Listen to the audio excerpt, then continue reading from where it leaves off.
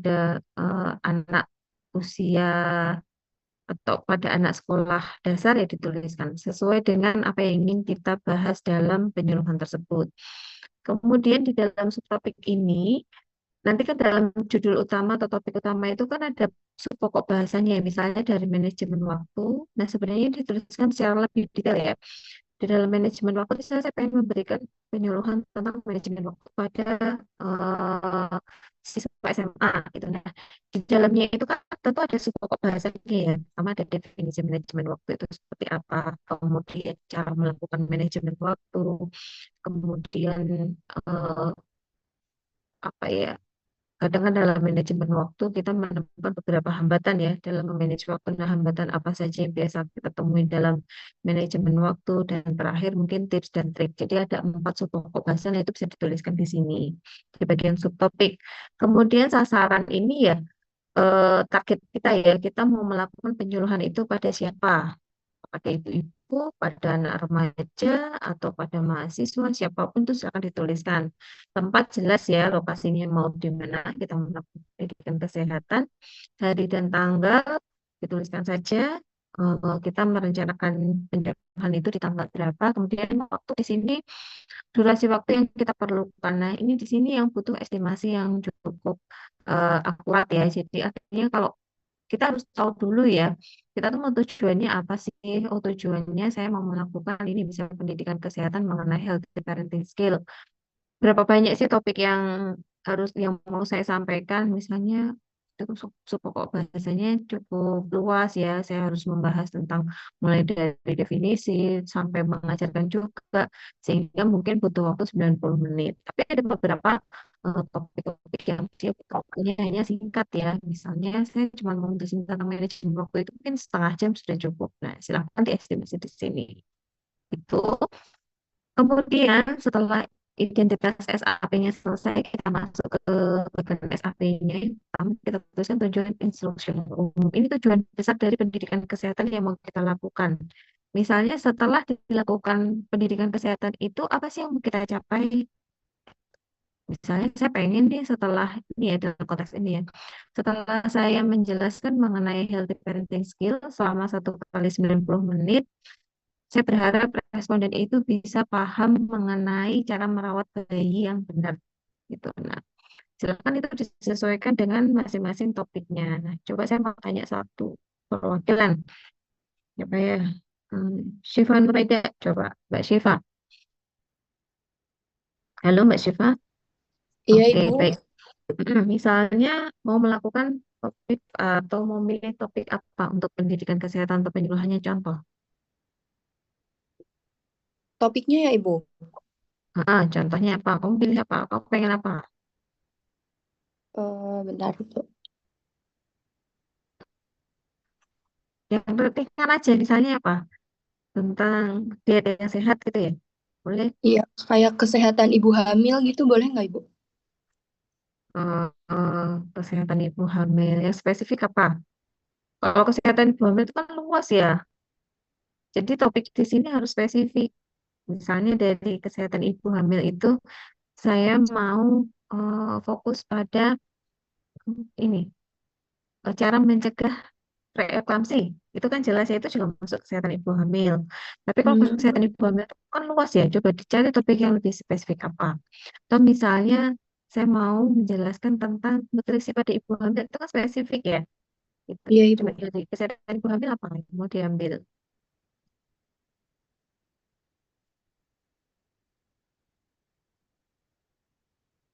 Iya. Susah yang dekat sama kamu aja, topik tentang remaja apa misalnya.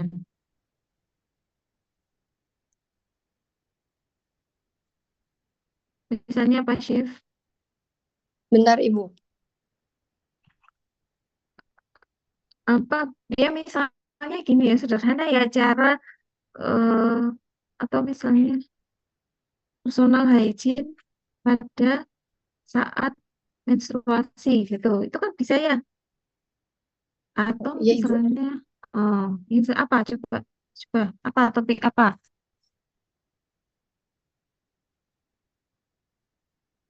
Apa, Syif? Bentar, Ibu. Ya ampun, ini kan cuma tinggal mau nentuin topik apa, saya nggak nyuruh kamu bikin SAP-nya loh. Ini yang kamu menjelaskan tentang apa? Kayak stres dan manajemen emosi bisa gak Ibu? Gimana? Stres dan manajemen emosi. Ini benar ya.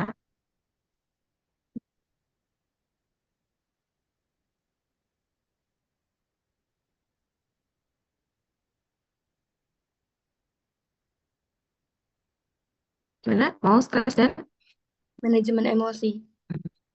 ya oke, stres dan manajemen emosi. Oke, nah setelah kamu kan kamu pasti punya tujuan ya, di tujuan instruksional umum itu tujuan besarnya. Apa sih yang kamu harapkan setelah kamu memberikan pemahaman tuh tentang stres dan manajemen emosi? Apa yang kamu harapkan? Nah, harapan ini kan semacam-macam ya, bisa sampai paham saja, gitu. Paham artinya dia bisa menyebutkan, kamu menyampaikan apa itu stres, tanda-tanda stres, cara melakukan, cara mengurangi stres. Kalau paham saja, berarti hanya sampai dia bisa menyebutkan, dia tahu, dia ingat, atau sampai dengan mempraktekkan. Nah, ini berbeda. Kalau sampai dengan mempraktekkan kan berarti nanti kamu harus ngajarin ya, gini caranya, misalnya dengan tarik nafas dalam, atau memberikan contoh-contoh. Nah, menurutmu, Chef, kamu pengennya sampai sejauh mana setelah kamu memberikan pendidikan kesehatan itu, kamu pengen respondenmu itu eh, seperti apa sih? Sampai dia bisa mempraktekannya juga Ibu. Sampai mempraktekkan, berarti nanti ada yang kamu ajarin, benar nggak? Iya, Cara rilis stres seperti apa? Atau minimal ngasih contoh, ya nggak? Nah, iya Ibu. tujuan instruksional umum tuh seperti itu. Jadi kita punya satu harapan, saya pengen nanti setelah saya cuap-cuap tuh ya, misalnya 60 menit tuh, saya pengen dan saya tuh ngapain sih? Apakah hanya sekedar paham? Nah, kayak misalnya sekarang nih, saya ini kan cuap-cuap mungkin 30 menit ya, saya menjelaskan tentang SAP. Ada tujuan utama saya adalah kalian nanti harus bisa bikin SAP. Gitu. Jadi nggak cuma paham. Kalau paham, nanti saya tanya, bisa nyebutin, oke komponen SAP apa? Oh, ada tujuan instruksional umum, tujuan instruksional khusus, pokok bahasan, dan sebagainya. Itu sampai paham. Tapi kalau sampai buat, berarti nanti setelah ini saya akan berikan penugasan. Coba, kalau udah saya jelasin nih, sekarang kamu bikin SAP gitu. Nah, tujuan ini ya, sekali lagi, semua terserah pada orang yang akan memberikan pendidikan kesehatan ya, sampai sejauh mana sih kita atau apa yang ingin kita capai dari audiens kita. Apakah sampai paham saja, ataukah sampai ke menerapkan. Kalau menerapkan berarti kita ajarin, terus dia bisa mengimplementasikan gitu ya. Atau bisa sampai ke merancang sesuatu gitu. Ini tergantung dari tujuan kita. Nah, di tujuan instruksional khusus, ini dari pokok bahasan tadi kita tuliskan lagi. Oke, dari misalnya unsur-unsur spesifik tadi, Chef. Kamu mau ngajarin manajemen stres ya? Apa sih tadi? Stres dan manajemen emosi. Iya Ibu. Ya kan, apa saja nih yang pengen kamu ajarkan? Kamu pengen sih responden ini tahu apa saja dan bisa apa aja. Kayak cara mengontrol emosi gitu. Sebelum itu kan dia harus mengenal apa itu emosi dulu, ya enggak? Iya Ibu. Ya, berarti instruksional pertama setelah diberikan program dan tadi ya tentang stres dan manajemen emosi satu, mahasiswa atau responden mampu satu mengenal apa itu emosi, ya enggak? Nah, Iya setelah Ibu. itu apa lagi? Kan tadi tentang stres ya, jadi memahami definisi stres. Kan harus tahu dulu stres itu apa sih. Setelah itu memahami tanda dan gejala Gejala. stres. Bisa mengenal ya. Terus setelah itu Mengontrol. macam-macam mengontrol. Sebelum bisa mengontrol kan kamu harus tahu ajarin dia dulu ya macam-macam teknik manajemen stres dan manajemen emosi gitu. Itu dijabarkan dalam tujuan instruksional khusus. Sampai di sini bisa dipahami, Aulia, Soleha. Saya mohon maaf ya, saya kalau ini memang saya akan cek satu persatu ya. Nah, Aulia gimana? Sudah bisa dipahami sampai dengan tujuan instruksional khusus? Bisa, Ibu. Apa isi tujuan instruksional khusus? Apa yang harus kita Kenapa, Ibu? tuliskan di situ? Apa yang harus kita tuliskan di bagian tujuan instruksional khusus? Eh, kayak mereka itu harus mau kayak melakukan apa gitu nggak sih, Bu? Hmm? Yang habis kita jelasin tuh kita tuh pengen mereka itu ngapain, ya, Bu? Tapi secara khusus ya, namanya juga tujuan Iya. instruksional khusus. Jadi ini bagian dari tujuan instruksional umum. Jadi tujuan instruksional umum itu yang secara besar, setelah selesai itu dia mau apa, bisa ngapain. Tapi kalau instruksional khusus itu untuk mencapai tujuan, dia bisa menerapkan tadi ya, menerapkan teknik-teknik manajemen stres dan manajemen emosi. Dia harus menguasai apa dulu? Oh, dia harus menguasai dulu definisi stres, tadi ya tanda-tanda stres, kemudian mengenal apa itu emosi gitu. Oke, baik. Satu lagi mungkin, Pion. Halo, Pion. Ya, silakan. Misalnya apa nih? Kasih contoh pengendalian stres dan kemudian baru tahapan mengendalikan stres dan tahapan mengendalikan emosi. Nah, itu dituangkan di materi disesuaikan dengan tujuan instruksional khususnya. Oke, sampai di sini jelas. Atau ada masih mau ditanyakan? Silakan. Jadi, seyogianya tujuan khusus dengan materi itu nyambung. Jadi nggak boleh beda. Itu tujuannya apa, materinya apa, itu nggak boleh. Jadi kita mau pengen responden kita itu paham apa, ya itu harus kita tuliskan di materi.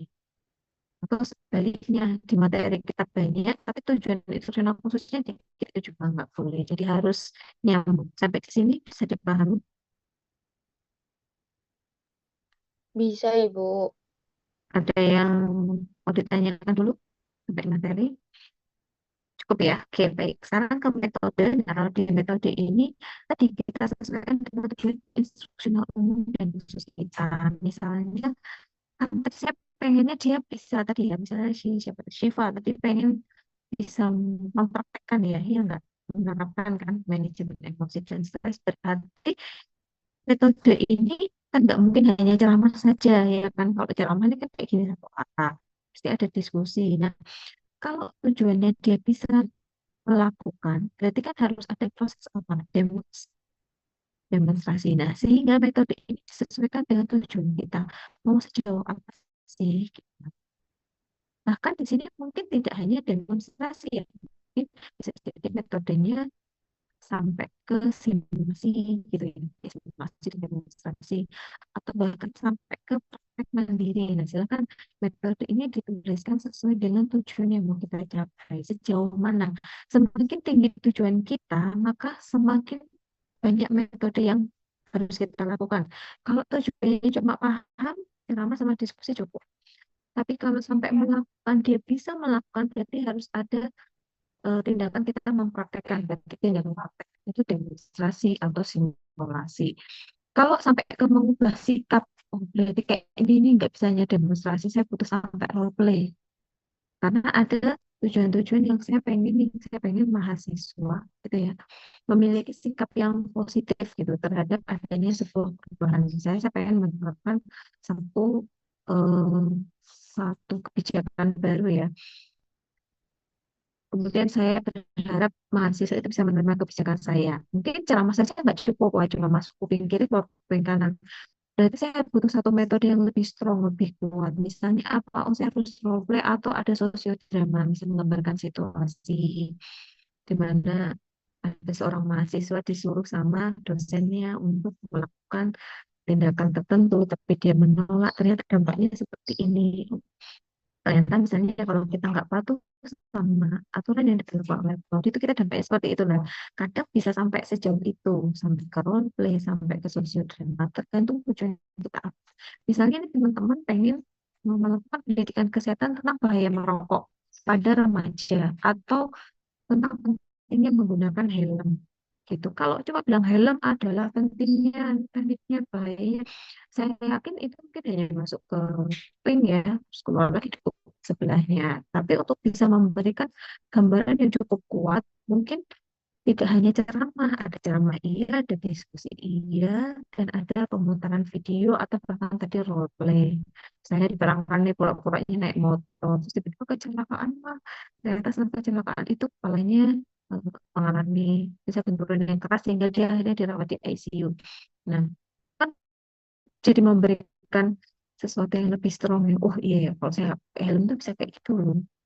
Saya bisa aja jadi kayak gitu. Kepala saya kena benturan keras dan akhirnya itu. Nah, demikian juga misalnya kalian pengen edukasi tentang bahaya seks bebas. Nah, itu kadang hanya kata-kata tak cukup. Kadang butuh tadi butuh demonstrasi, butuh sosiodrama, butuh role play, butuh simulasi atau minimal disimulasikan lewat film. Itu misalkan ditulis di sini. Misalnya ceramah, diskusi, dan pemutaran video. Setelah itu diskusi lagi. Yaitu di metode. Nah, kemudian di media, ya apa saja yang kita butuhkan untuk melakukan proses penyuluhan tadi. Kalau misalnya kita simulasi tadi ya, misalnya simulasi tentang manajemen stres, ya berarti saya butuh alat apa saja. Misalnya manajemen stres pakai terapi musik, obat butuh musik gitu ya. Manajemen stres saya itu dengan cara misalnya musik dan aromaterapi. Oh, butuh berarti aromaterapi.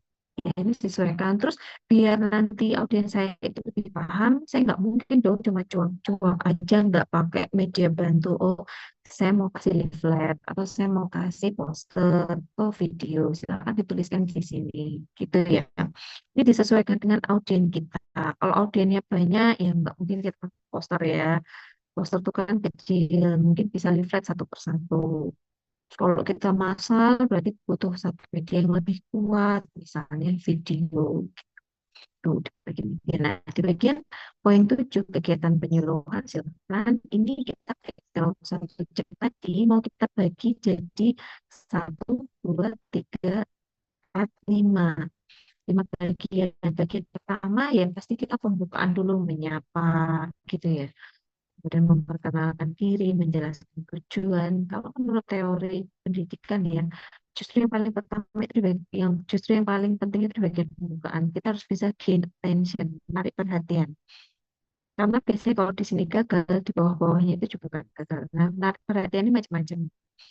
Bisa dengan tadi manggil satu persatu ya, yang open camp itu kan kita udah mencoba menarik perhatian ya, biar kita dapat atensi. Itu. Tapi bisa dengan bercerita, bisa itu ya, di bagian pembukaan ini dibuat semenarik mungkin. Kemudian bagian kedua adalah pelaksanaan. Nah, itu kita mulai menjelaskan. Sedangkan di bagian kita punya 11, 13 pokok bahasa, nah itu dijelaskan selama berapa menit. Itu. Kemudian yang berikutnya karena tadi kita mau mendemonstrasikan, saya tadi teknik manajemen stres dan manajemen emosi, saya dengan tarik nafas dalam, berarti ada proses demonstrasi ini, kemudian harus ada proses evaluasi. Setelah kita menjelaskan, gimana responnya, dia paham apa enggak, dia bisa atau enggak, gitu di fase evaluasi, dan terakhir determinasi setelah kita evaluasi. Nah, evaluasi itu macam-macam, bisa kita tanya, bisa kita kasih proses, bisa baru nanti terminasi penutup, kita pamit dan ini udah selesai, saya mohon diri dan kasih atas atensi dan sebagainya gitu. Nah, fase evaluasi ini bisa macamnya, bisa kita tanya satu persatu, maksudnya perwakilan, bisa juga sebelum kita tutup kita kasih post test dulu. Jadi tes, post test setelah kita tadi menjelaskan, kita kasih lembaran, minta dia menjawab, nanti dikumpulkan, terus baru terminasi pamit. Nah, gitu. Itu sampai sini ada pertanyaan bagian kegiatan. Nadia Tasya, halo. Tujuan khusus yang tadi sudah kita tetapkan, seperti apa hasilnya. Nah, ini ya paling gampang memang harus di pretest dan post test gitu ya. Kalau kita ingin tahu apakah dia bisa mencapai semua yang kita harapkan di tujuan khusus tadi. Terakhir adalah lampiran materinya. Dan disertai dengan referensi. Itu mungkin untuk SAP. Silahkan, kita ada pertanyaan. Ibu, maaf, mau izin tanya. Ya, silakan Sonia. Itu tadi kan saya keluar masuk ya, Bu, sinyalnya jadi agak kurang Mm-mm. jelas. Jadi tadi kan yang awal itu untuk temanya itu bebas apa enggak ya, Ibu? Ini saya minta tema tugas satu tema apa nih? Tema tugasnya, Ibu. Nanti untuk Sama tema tugas dilihat di modulnya ya. Ini kan, jadi untuk praktikum ini itu belum ada output penugasan. Kalau dari koordinator seperti itu nanti membuat SAP-nya ada di penugasan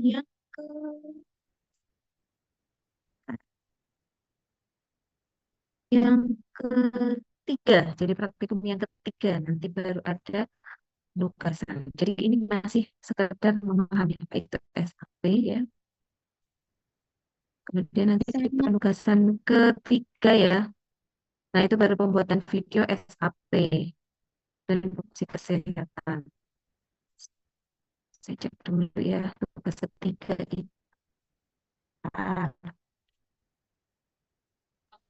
sama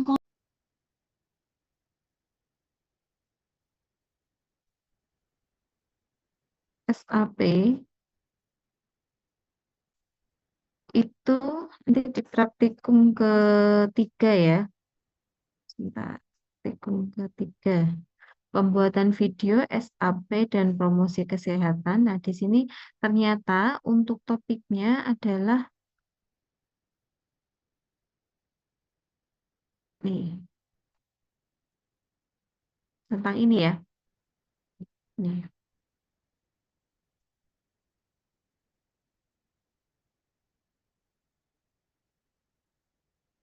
Nah, ini sudah ada pilihan topiknya. Berarti karena kita kelompok 7, berarti promosi kesehatan pada masyarakat dengan HIV/AIDS gitu.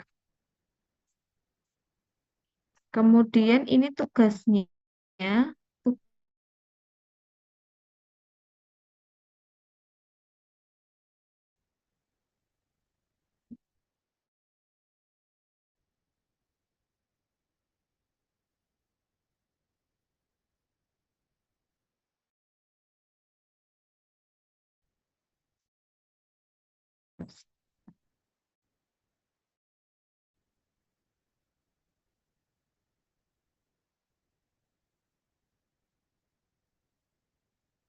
tadi saya baca tentang PHBS ya.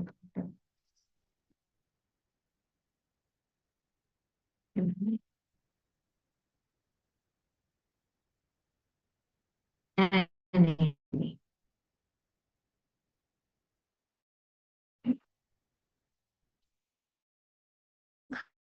Kesehatan pada sasaran individu. Setiap kelompok tutor memilih topik PHBS di bawah ini. Gitu ya. Jika kelompoknya lebih dari 10 orang, maka boleh satu topik itu double. Kita kan ada 12 tema. Ini topik yang bisa dipilih oleh tenaga kesehatan memberi air susu ibu sampai dengan aktivitas fisik. Nah, nanti silakan disepakati saja. Atau kalau nggak bisa sepakat, nanti saya yang bagi. Gitu ya. Mau disepakati atau saya yang bagi? Hmm? Ya, silakan nanti dipikirkan. Nah, setelah memilih tema, kemudian mahasiswa mencari literatur, kemudian membuat SAP, ya kan? Setelah itu, setelah dibuat SAP, dia melakukan promosi kesehatan dengan cara direkam atau di video. Kemudian tugas videonya itu dikumpulkan nanti ke Sinau ya. Nanti saya buatkan rumahnya pada hari Sabtu 25 Oktober.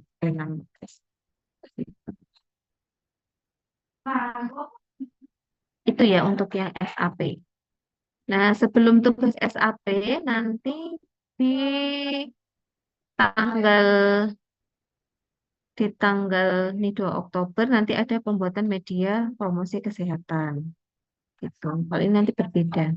Jadi kalau yang untuk outcome dari praktikum pagi hari ini adalah di tugas ini ya, tugas atau praktikum ketiga tentang pembuatan video SAP dan materi promosi kesehatan. Jadi nanti membuat SAP sesuai topiknya, kemudian dilampiri materi, kemudian role play ya, bukan role play juga ya. Sebenarnya lebih ke simulasi. Nanti kalian mensimulasikan cara melakukan pendidikan kesehatan pada individu ya, milih bisa temannya, bisa juga real asli juga boleh, kemudian direkam dan di video, kemudian dikumpulkan videonya. Itu mungkin yang bisa saya sampaikan. Apakah masih ada yang